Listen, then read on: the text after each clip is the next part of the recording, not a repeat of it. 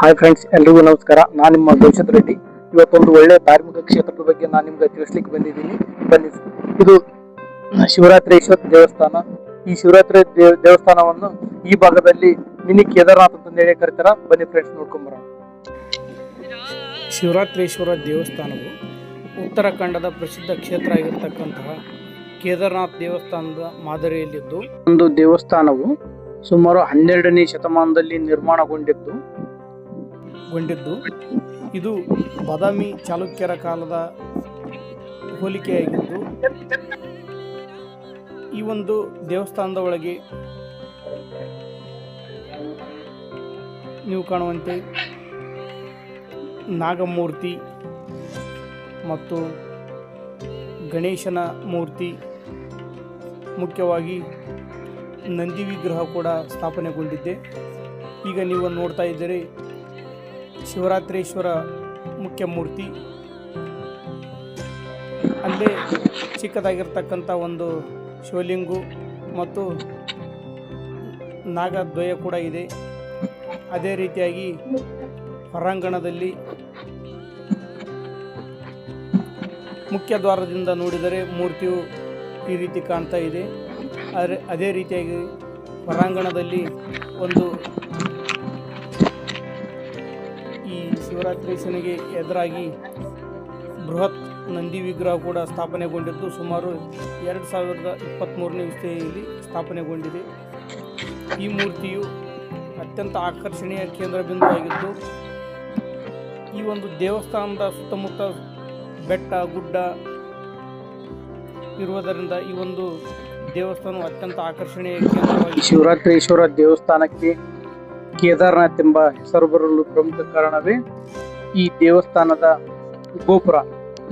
ಈ ದೇವಸ್ಥಾನದ ಗೋಪುರವು ಗರ್ಭಗುಡಿಯ ಮೇಲ್ಛಾವಣಿಯಲ್ಲಿ ನಿರ್ಮಾಣಗೊಂಡಿದ್ದು, ಉತ್ತರಾಖಂಡದ ಪ್ರಸಿದ್ಧ ಕ್ಷೇತ್ರ ಆಗಿರತಕ್ಕಂತಹ ಕೇದಾರ್ನಾಥ್ ದೇವಸ್ಥಾನದ ಮಾದರಿಯಲ್ಲಿ ನಿರ್ಮಾಣಗೊಂಡಿದೆ. ಅದೇ ಒಂದು ಕಾರಣಕ್ಕಾಗಿ ಈ ಶಿವರಾತ್ರೀಶ್ವರ ದೇವಸ್ಥಾನಕ್ಕೆ ಕೊಪ್ಪಳದ ಕೇದಾರ್ನಾಥ್ ಎಂದು ಕರೆಯುತ್ತಾರೆ. ದೇವಸ್ಥಾನದ ಪ್ರಾಂಗಣ ಅತ್ಯಂತ ವಿಶಾಲವಾಗಿದ್ದು, ಹೊರಗೆ ಹುಲಿಕೆರೆಯ ಮೈದಾನದ ದಡದಲ್ಲಿ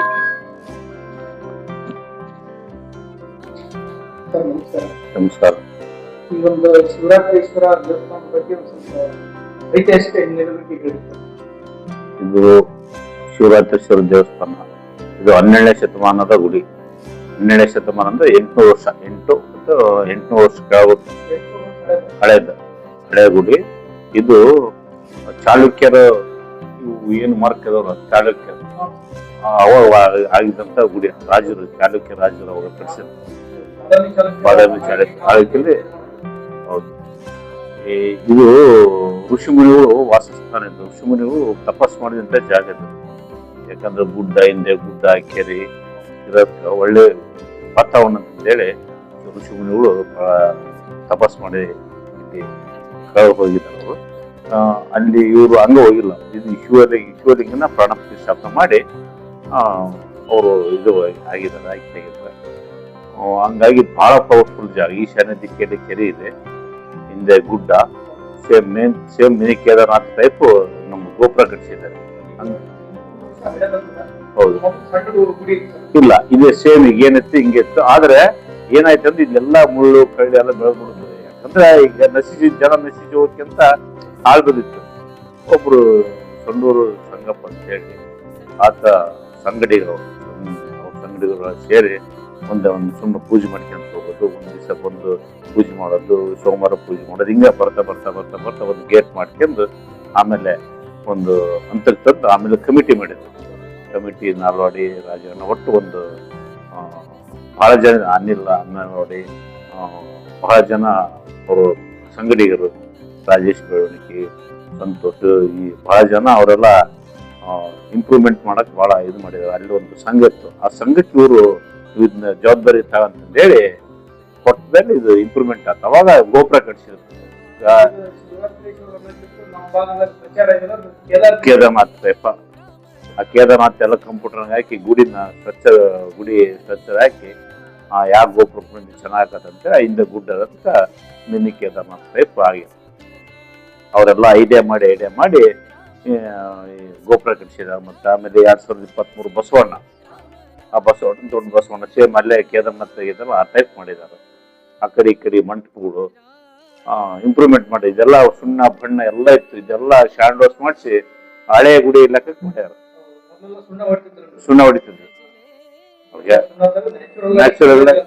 ಹೌದು, ಇಲ್ಲಿ ಬಂದ್ರೆ ಮನುಷ್ಯಗೆ ಶಾಂತಿ ನೆಮ್ಮದಿ ವಾತಾವರಣ ಎಲ್ಲ ಅನುಕೂಲ ಆಗತ್ತೆ. ಅಂತೆ ಏನೇ ಮನುಷ್ಯನಾಗ ಇಟ್ಕೊಂತ ಬಂದ್ರೆ ಮನಸ್ಸಿನಿಂದ ಹೋಗ್ಬಿಡ್ತಾವ, ನಕಾರಾತ್ಮಕ ಹೋಗಿ ಧನಾತ್ಮಕ ಶಕ್ತಿ ಬಂದ್ಬಿಡುತ್ತೆ ಅಂತ ಜಾಗ ಇದೆ. ಬರೀ ಕಾಲಿತ್ರ ಸಾಕ ಮೈಂಡ್ ಸೆಟ್ ಆಗ್ಬಿಡುತ್ತೆ. ಇಲ್ಲಿಗೆ ಆತ್ಮಶುದ್ಧಿಗೊಳಿಸ್ತಾರೆ. ಬಹಳ ಪವರ್ಫುಲ್ ಜಾಗ. ಮೊದಲ ಆಗಿದೆ, ಹೌದೌದು, ನಿರ್ಮಾಣ ಆಗಿದೆ. ಹೌದೌದು, ಹಂಪಕ್ಕಿಂತ ಮೊದಲು ಇದು ನಿರ್ಮಾಣ ಆಗುತ್ತೆ. ನೋಡಿ ಕಲ್ಲು, ಗಟ್ಟಿ ಕಲ್ಲು ಎಲ್ಲ. ಹೌದಾ, ಈ ಶೈಲಿ, ಹೌದು, ಚಾಲುಕ್ಯ ಶೈಲಿ. ಹಂಗಾಗಿ ನಾವು ಇದನ್ನ ಮತ್ತೆ ಮಾಡ್ತಿರೋ ಚಾಲುಕ್ಯರು ಅಲ್ಲ. ಹೊಯ್ಸಳರು ಲಕ್ಷ್ಮಿ, ಆನೆ ಆ ಕಡೆ ಎಲ್ಲ ಲಕ್ಷ್ಮಿ ಬರುತ್ತೆ. ಹೌದಾ, ಹಿಂಗಿರುತ್ತೆ. ಅದು ಕೂಡ ಅಲ್ಲಿ ಆನೆ ಲಕ್ಷ್ಮಿ ಬರುತ್ತೆ. ಹಂಗ ಒಂದೊಂದು ಅವ್ರವ್ರ ಮಾರ್ಕ್ ಮಾಡಿರ್ತಾರಲ್ಲ, ಅದರಿಂದ ನಾವು ಹೇಳ್ಬೋದು ಇಂಥ ಶತಮಾನದ ಹಿಂಗಂತಂದೇಳಿ. ತಿಂಗಳ ಅಮಾವಾಸ್ಯೆ ದಾಸೋಹ ನಡೀತದೆ. ಇದು 1 ಲಕ್ಷ ಮೇಲೆ ಜನ ಸೇರಿರ್ತಾರೆ.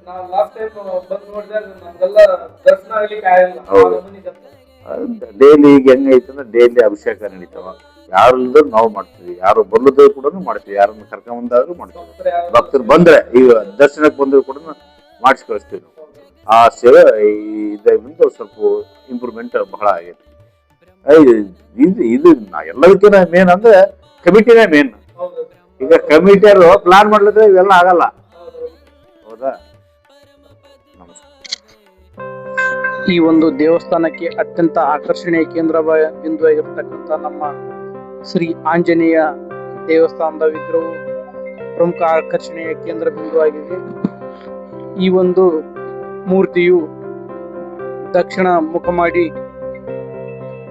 ಜೈ ಶ್ರೀರಾಮ್ ಎಂದು ಘೋಷಣೆ ಕೂಗುವಂತಿದೆ.